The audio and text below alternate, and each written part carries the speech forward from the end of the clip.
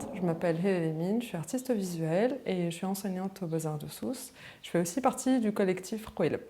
Alors là, on est dans mon atelier qui fait partie de notre maison et on habite à la campagne, à Mornec. On est entouré de végétation, on est à l'intérieur et à l'extérieur en même temps.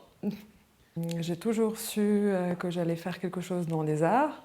Je me rappelle très bien que quand j'étais petite, je coupais les dessins que je trouvais, des peintures, des sculptures, des œuvres que je trouvais dans les magazines que ma mère elle ramenait de son travail, que je collectionnais, j'archivais, je regardais et ça m'a toujours accompagnée dans en fait, mon enfance. Il y a beaucoup d'artistes qui m'ont toujours intéressée, qui me suivent encore. Par exemple, Giacometti, je citerai lui, comme ça peut être Klimt, Egon Schiele. C'est des artistes que j'ai connus dans mon parcours.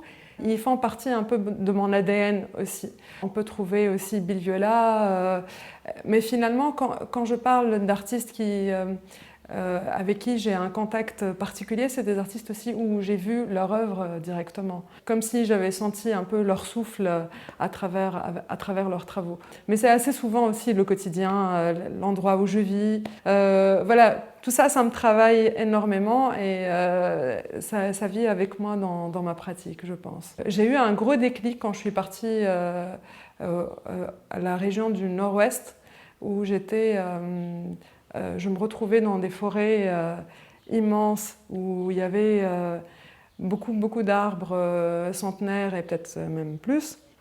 Je me sentais réellement liée à ces arbres-là. C'est comme si il y avait des racines qui se sont creusées et ils se sont liés à tout ce qui m'entourait à ce moment-là. Je voulais savoir comment les arbres communiquaient entre eux et pourquoi aussi j'avais ressenti ça. Et ça part très souvent de ces impressions, en fait, des impressions que je peux ressentir dans des lieux que je visite. Et après, je lis, j'écoute pas mal de podcasts et j'essaie de comprendre. Je suis très intéressée par le processus, en fait. Je veux comprendre comment ça marche.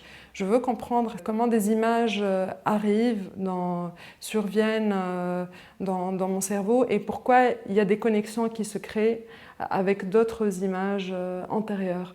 Parce que je manipule beaucoup de techniques différentes. C'est vrai que pour quelqu'un de l'extérieur, il a l'impression que je vais un peu dans tous les sens.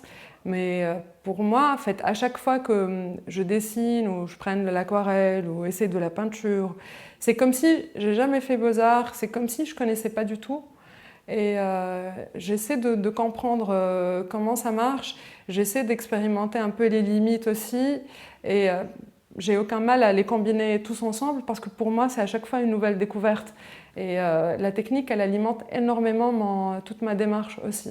Le public, il a toujours été un moteur dans mon travail. J'essayais de créer des systèmes de manipulation pour le spectateur pour qu'il ait à chaque fois une lecture différente, essayer des techniques combinatoires, essayer déjà d'impliquer le spectateur dans le processus de création de l'œuvre, parce que finalement l'œuvre n'a pas de sens si elle ne passe pas par le regard du spectateur.